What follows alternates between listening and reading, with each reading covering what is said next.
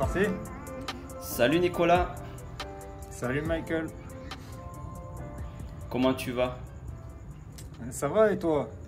Ben moi ça va, je suis allé faire du shopping D'accord.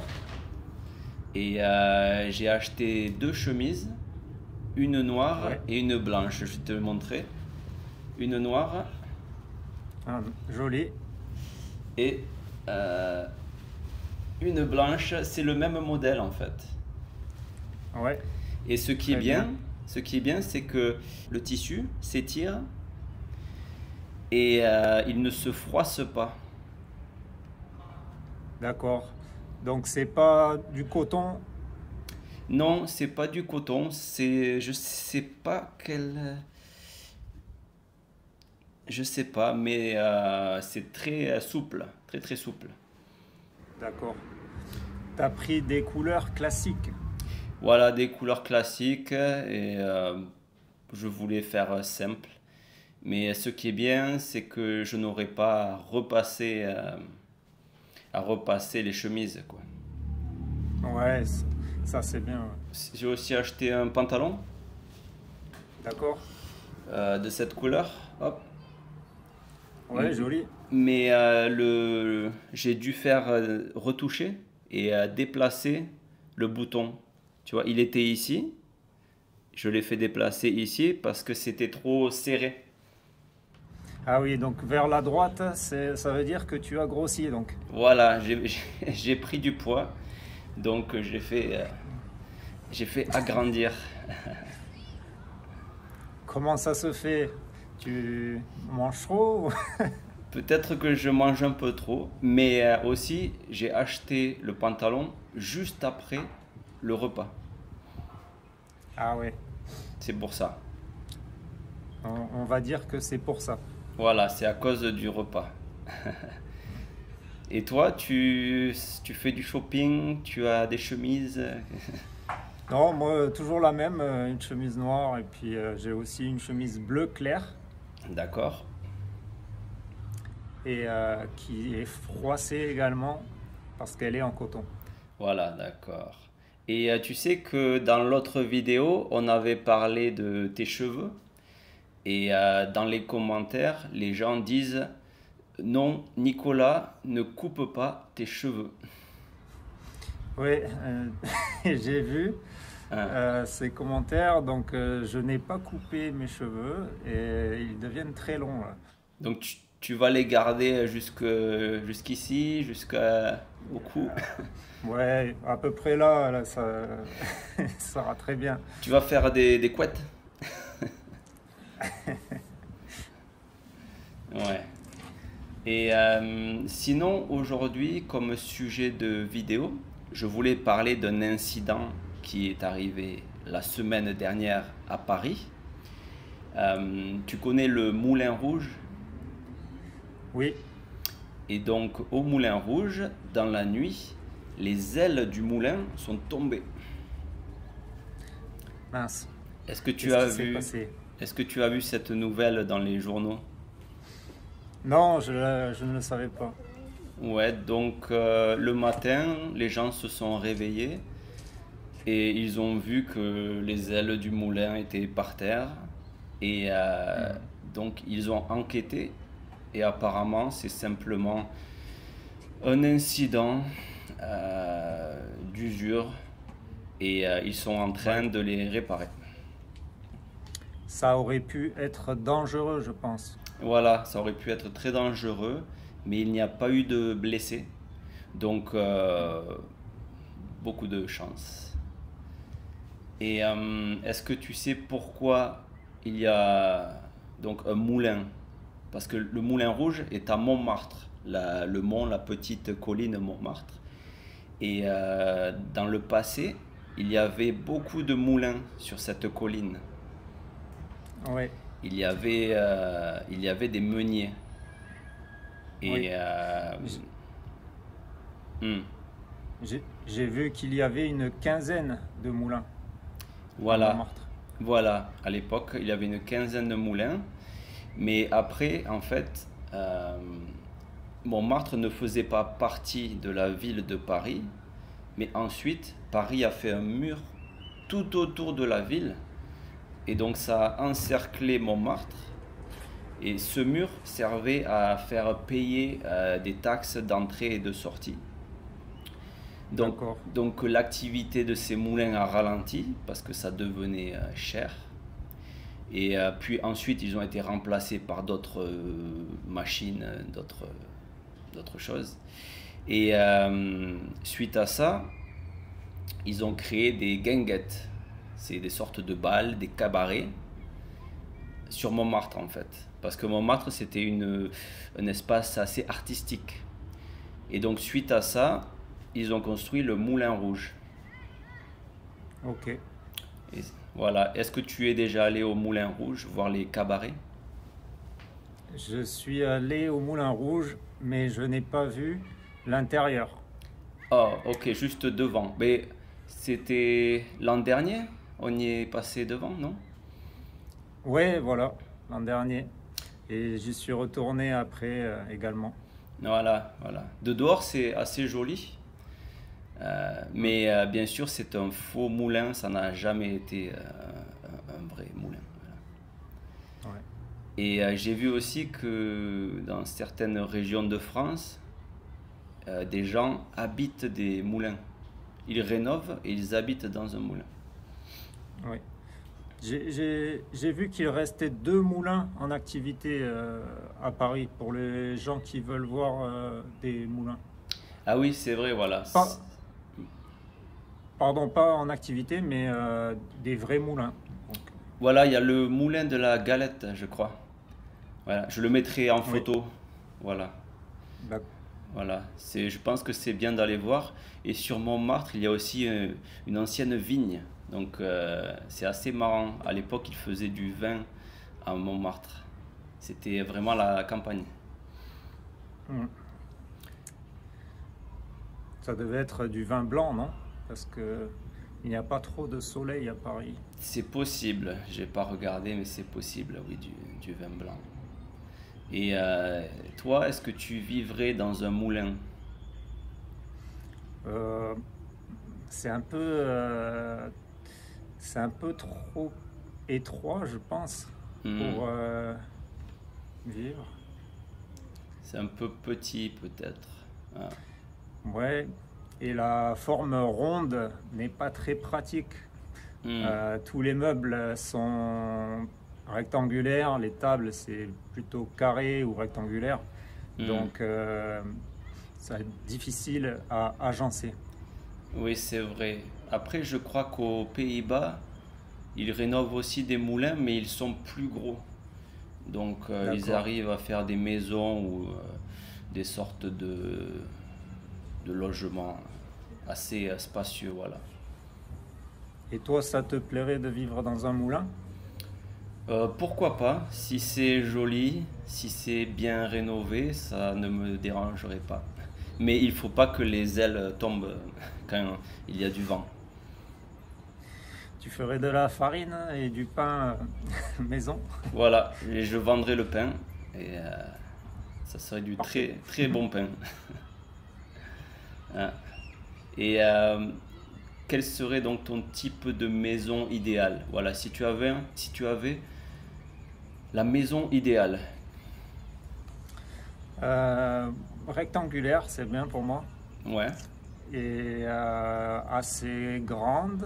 Euh, Surtout le plafond, j'aimerais que le plafond soit assez haut parce Hmm. que je trouve qu'on se sent mieux quand les plafonds sont assez hauts dans les maisons.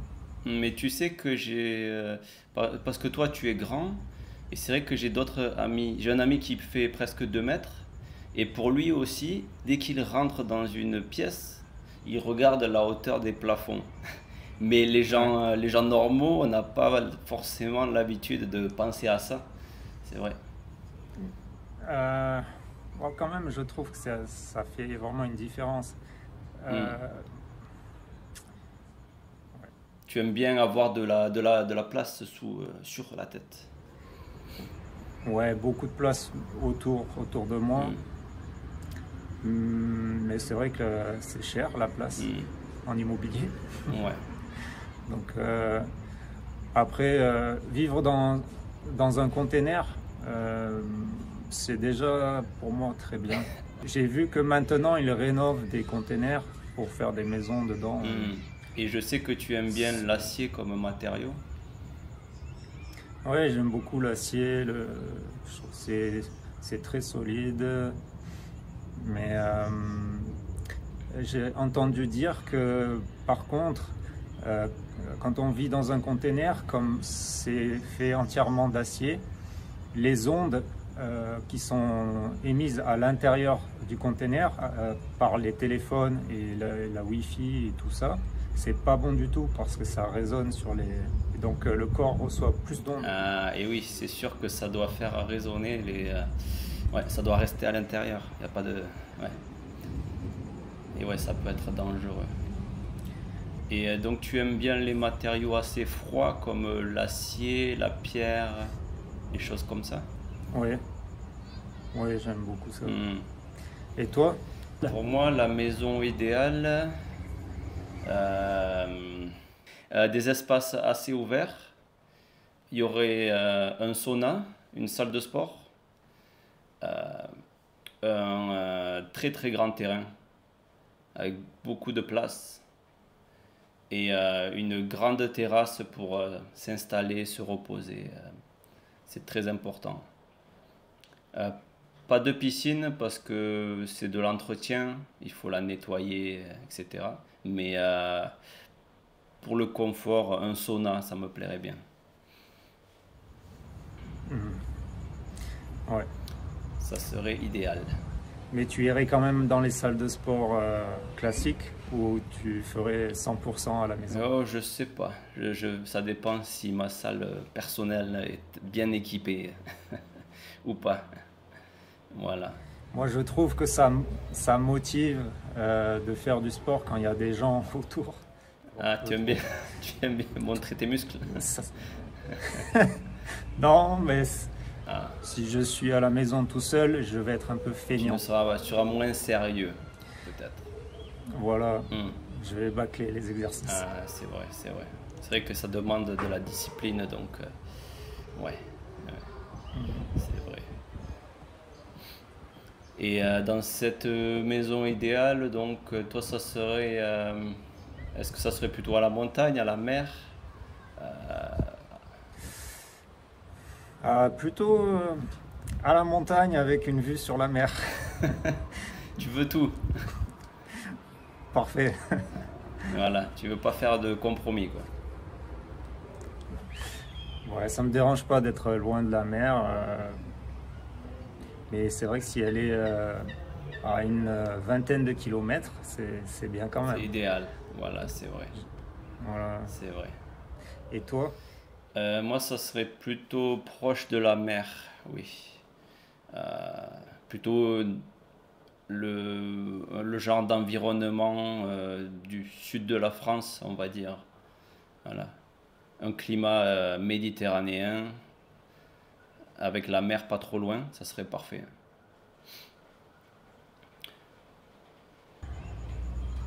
Et sinon, dans quel style d'habitation tu as déjà vécu? Oh, dans quel style d'habitation j'ai vécu? J'ai grandi dans un hôtel-restaurant, donc c'est pas une habitation classique. Ensuite, Non, c'est... non. Ensuite, une maison en ville. Ensuite, un appartement, des appartements. Après, une caravane. J'ai fait quand j'ai voyagé, quand j'ai voyagé en Australie. Pendant un moment, c'était une caravane. Ouais, c'est ça. Elle était grande? Non, elle était petite, mais on vivait à 4 dedans. Donc Ouais. c'était assez spécial. Et ensuite, la dernière, c'est au Japon, dans un capsule hôtel. J'ai pas vraiment vécu, mais j'ai fait un séjour dans un capsule hôtel. C'est assez insolite. Oui. Et toi? Je connais aussi les capsules hôtels car tu m'en avais parlé. Donc j'avais ensuite essayé un capsule hôtel, c'est intéressant. Ouais, très intéressant. Et tu as vécu dans quel type de logement? Et sinon, j'ai habité dans un bateau de pêche pendant 10 mois. Ouais. Et c'était pour du travail, mais du coup, on dormait sur le bateau. Et donc, le mal de mer, je connais. Parce que finalement, quand ça bouge vraiment la mer, beaucoup de monde attrape le mal de mer. Plus de 95% des gens. Même ceux qui pensent ne pas avoir le mal de mer, en général, découvrent que finalement, si, ils peuvent avoir le mal de mer. Et ensuite, j'ai habité dans une voiture. J'ai habité également dans des appartements en ville, et plutôt des studios en général, donc assez petits. Et je n'ai jamais habité dans une maison, si, quand j'étais petit. Mais, et est-ce que tu as habité dans une tente, une caravane? Ouais, les tentes, j'ai passé beaucoup de temps dans des tentes. Voilà. J'ai même habité dans un garage. C'est pas voyage et tu as vécu dans ces endroits pendant une période de temps, oui, des tentes, des voilà. garages. Ouais.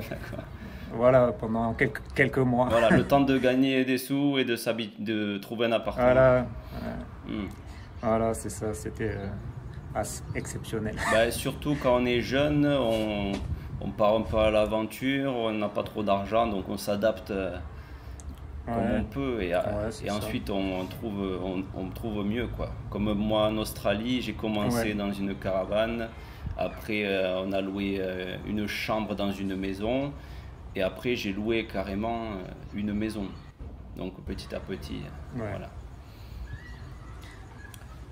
De mieux en mieux. Il faut s'adapter et il vaut mieux que ça aille de mieux en mieux que de pire en pire. Commencer dans un palace et finir dans une tente, c'est pas... dans la cave. Voilà, c'est pas le mieux, c'est pas le mieux. Et sinon aujourd'hui, je regardais les analyses de la chaîne et la plus grosse partie, c'est des gens qui regardent depuis les États-Unis. Et après, j'étais assez surpris parce qu'il y a la France, mais je pense que c'est des étrangers qui vivent en France et qui veulent apprendre le français. Oui. Voilà. Oui. Et il y avait aussi des Anglais, des Indiens. C'est vraiment international. Ouais, c'est très bien. C'est très très bien, On reçoit des commentaires de gens au Japon, au Vietnam, en Amérique du Sud, partout. C'est vraiment bien. Donc dans les commentaires, n'hésitez pas à écrire votre pays, d'où vous venez. Et ça nous fait plaisir de voir que la chaîne devient internationale. Donc pour notre podcast aujourd'hui, je pense que c'est terminé. Et on revient bientôt pour une nouvelle. Allez, à salut. plus. Ciao. Ciao.